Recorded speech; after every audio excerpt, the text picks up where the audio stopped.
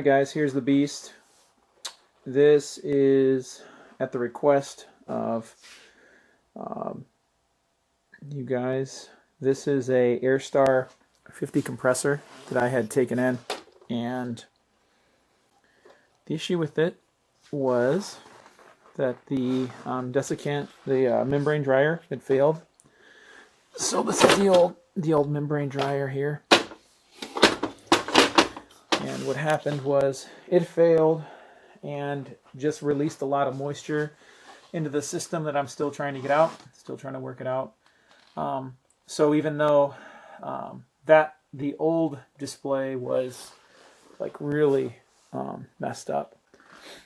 Let's see if I can find it over here. Right here. This is the old one. So you just see how messed up that is.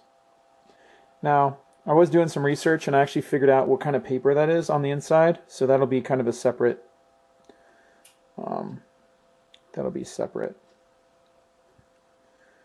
But there's just a little O-ring in there holding in a piece of paper, and I figured out what that paper is. So I think I'm going to be able to just go ahead and pry that out and put in some new paper. So I'm kind of excited about that. I've got two of these compressors. These are military surplus, and they are come in a box like this. Basically, we've got a compressor head.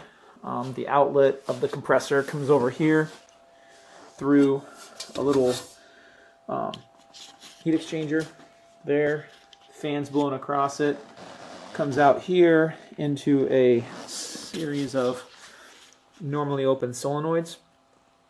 And then from here it goes to the outlet hose, which is connected over here to the bottom of this desiccant canister, and then it comes out the top through a check valve into this tank, and then this is where you'd hook in out in the field for your air, and then there's a safety, and then your pressure switch. So I'll turn this guy on so you can hear it run. This is basically power switch is right over here.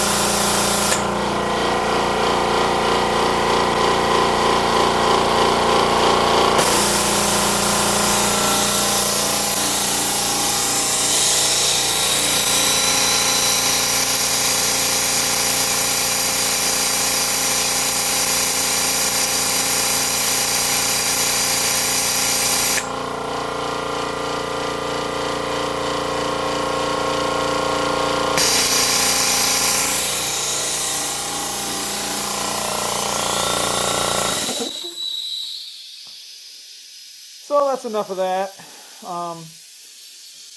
So the project that I set out to do was I wanted to figure out how to put all that stuff over here onto this compressor and make it work.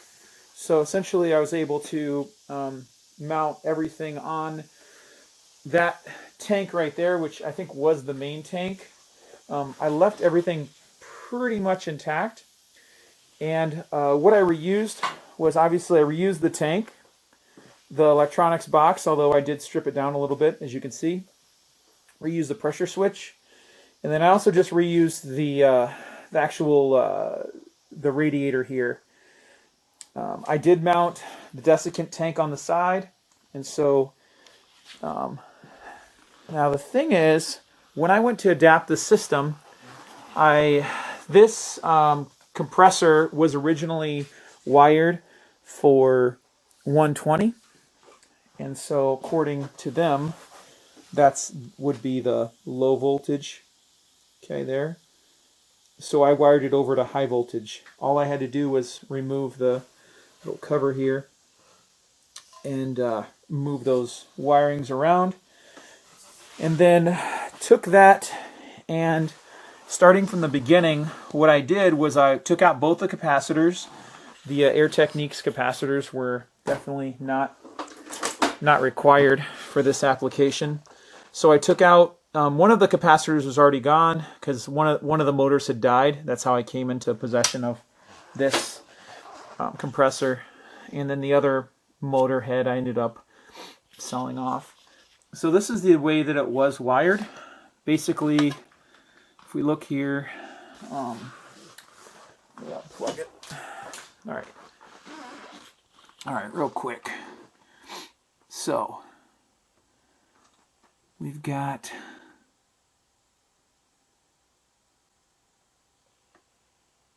our incoming power coming in here. All right, so there's our main power coming in, white, blue, and green in here through the main disconnect. So we got our mains coming in here through the main disconnect circuit breaker, so that's there. Then we got red and black coming off there, and they go right in here to T1 and T2, which they do, red and black to T1 and T2. Follow those right through there. All right, then coming off of there, T1 and T2, two of them go to our, let's see here, to our transformer right there. So there's our little transformer. So we got black and red coming off of there, T1 and T2, black and red. And then we've got, what really changed here? Basically everything was about the same. The main things that are different are taking out the two capacitors and then wiring the motor straight into the switch, which is coming off here off of this side of the L1 and L2 of the 220 switch here. Now the pressure switch, it's those wires, the blue, brown, and the black, which are come up here. So basically the blue, the brown, and the black come right up there. They come to this side of the pressure switch. Now the pressure switch, basically this side is just controlling the black and the blue, which if you look down here, the black and the blue, black and then blue are being basically this transformer, the 24 volt, when we close these two together through this switch, we're basically this is hitting one side, the yellow is hitting one side from the transformer, and then the black is going up through here to there. That's connected to that white wire I used, and then the blue is coming back down to the other side. So when you flip that switch, when that switch flips, okay, it's connecting this transformer here, which is, I'm sorry, this relay, sorry. So the relay activates, allows your L1 and L2, or T1 and T2 to go through L1, L2 up here, and then through our switch, and then the switch goes up to our motor, which is now wired for 220. what's nice about these is it's got its onboard capacitors, so I'm just really just wiring it in, so it's a lot simpler. Electrically, that's what's happening. The pneumatically, what's happening is this is the outlet of the compressor head. It's coming over here to our cooling radiator. Actually, I think at this point, let me slow down a little bit. So the compression cycle, just follow this real quick. So we got our mains coming in there, going to the one side of the contactor coil, coming out here to our 24 volt transformer. Okay, so it's all sitting there on that one side. And then what happens is when the switch gets made, that turns on the 24 volts, which supplies, or no, that powers a switch, sorry. Which I've kind of got that bypassed up there. But essentially, once that switch gets made, the pressure switch is put into play, which controls the contactor. That's what allows your voltage to come out the other side. And you can see the way that's all jumping around there. So essentially, you've got two things going on. Now, I'll say this is actually a Midmark. I had to pick something to kind of go off of. And so this is a Midmark schematic. So this is a 3-tank system, so I just decided to copy this. So it's real simple. Off of this side, once you get your 240 across that relay there, the normally open solenoid is energized, shut. And then the compressor is energized to run. Okay, so that's exactly what I copied. So electrically, that's what we have going on. Now that's the compression cycle. Now for the compression cycle, now we'll follow this around. I tried to copy this pretty close. We've got the compressor and the intake filter. Okay, I'm going to upgrade these intake filters up here, but there's the compressor. Essentially, we're going to start here with coming out to the pre-cooler. Pre-cooler's right here. So we come through here up to there, okay? Then it comes out the bottom, and that's an 8mm, and I had to somehow get it over there to a standard pipe size. So I just did a little bit of fancy adaptation. I'm going to make proper hoses for these. Essentially, we're coming back here, and this is our solenoid valves. Both of these are normally open.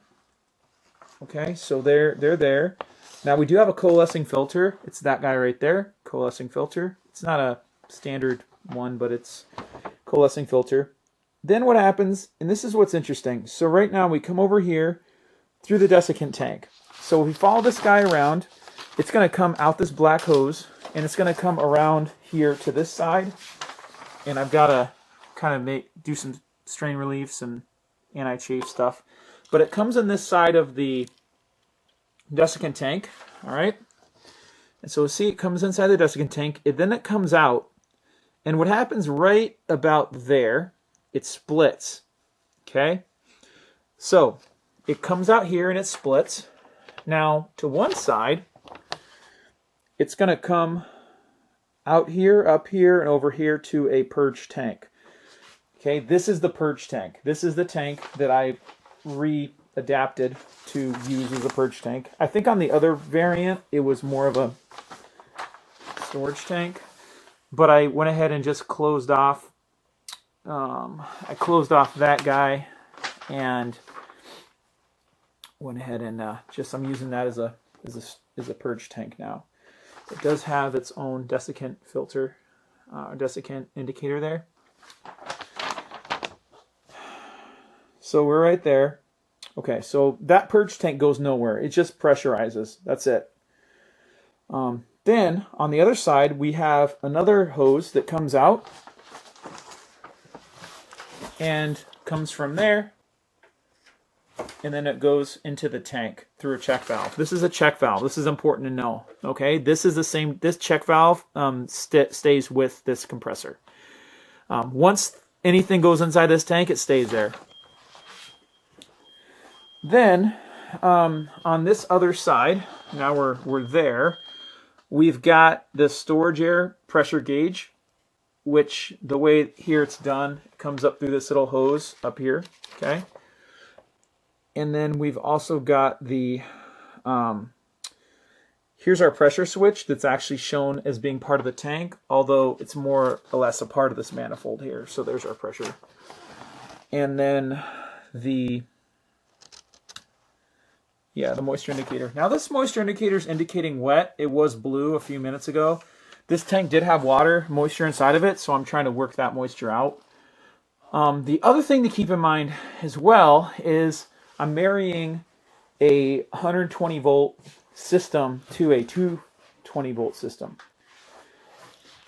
These two, these guys here are 120 volts. So you see right there, it's 120. So the way I did this is I took the wires coming out and I just left it 120. I cut one of the lines, and on the open side of the pressure switch, I took one of the lines, I cut it, and I put one side to one side to the other. So basically, that's the hot side. And instead of hooking both of the legs up to, let's see here.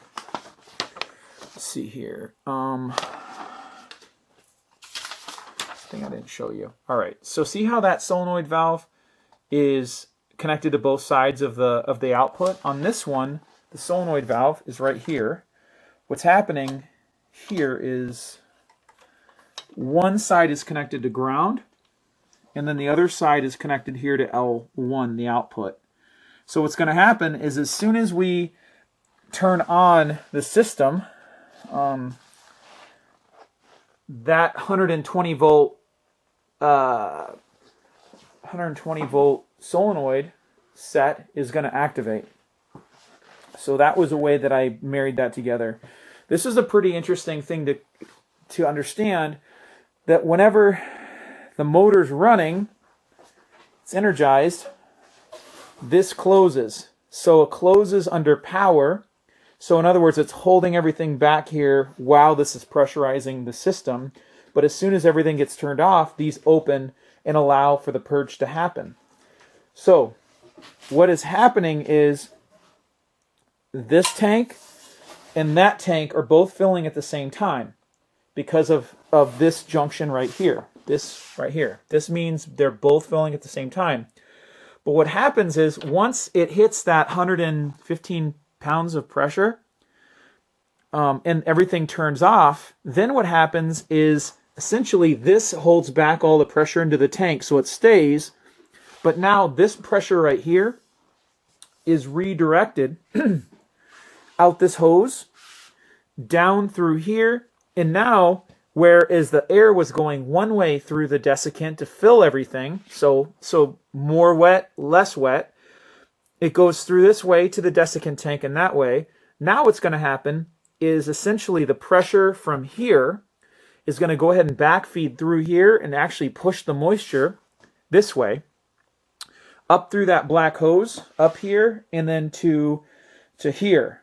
So essentially it will bleed from this point because these open.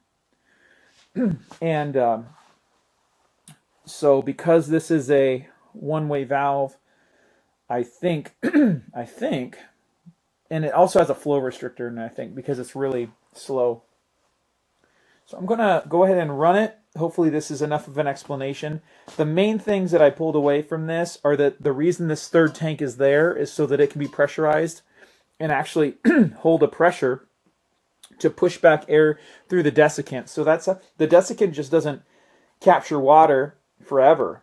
It captures moisture and then it actually pushes it back the other way, which I know is obvious, but again, this project was pretty handy to understand how it works. And so this is the, I'll show you run it, and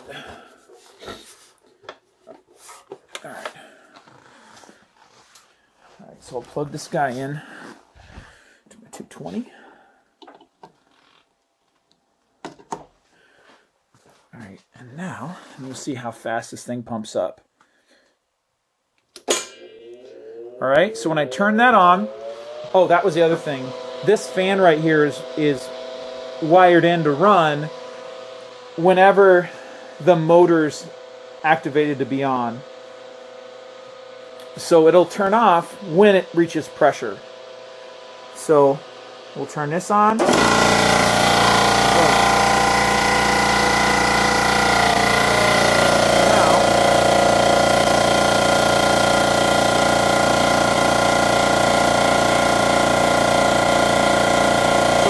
Purge tank,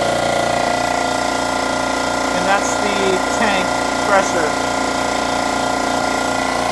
These both are.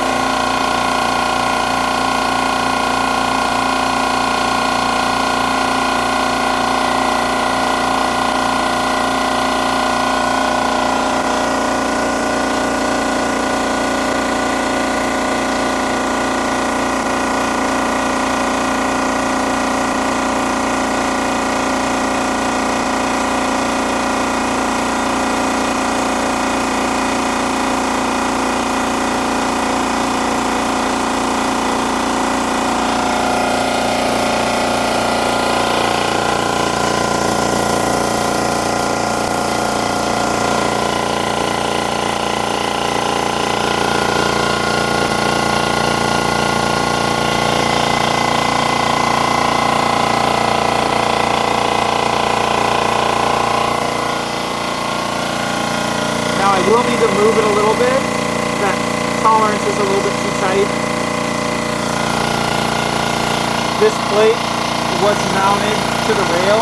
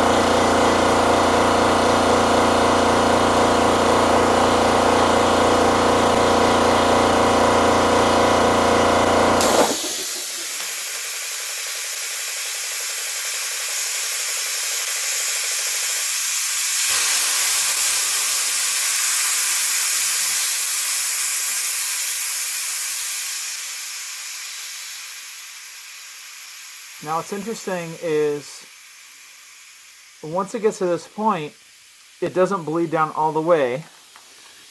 There's kind of that big gust, but then it'll just sit here and it'll just lightly vent out of this guy for quite a little while. And I think that has to do mainly with maybe that the longer the duration the air is flowing past the desiccant chamber, the more moisture it's going to carry away. So I think that's working right. But all in all, it seems like we've got a pretty good compressor here.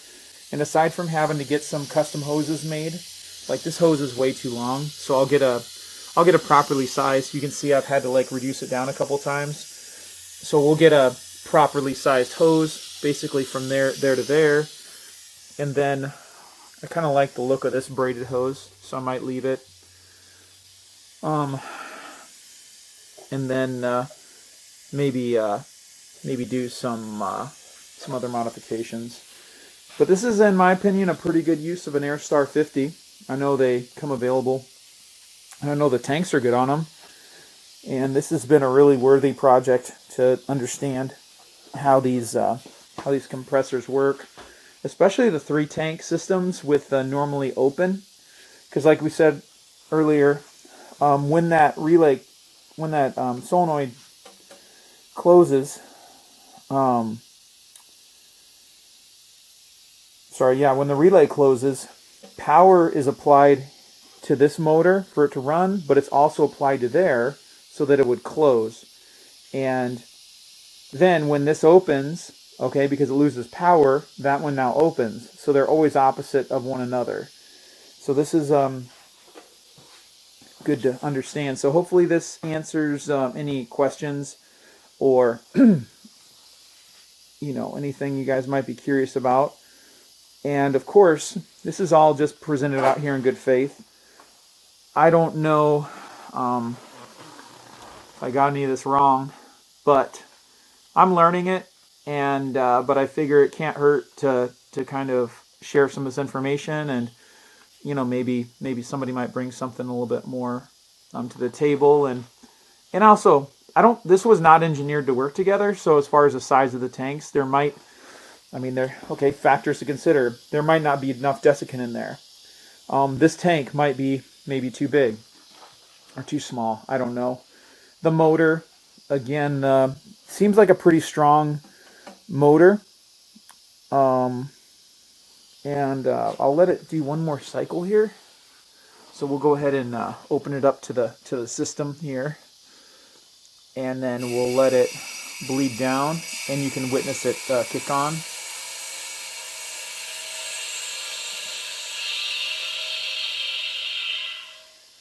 All right, so we'll bleed that a little bit. See about where it kicks on.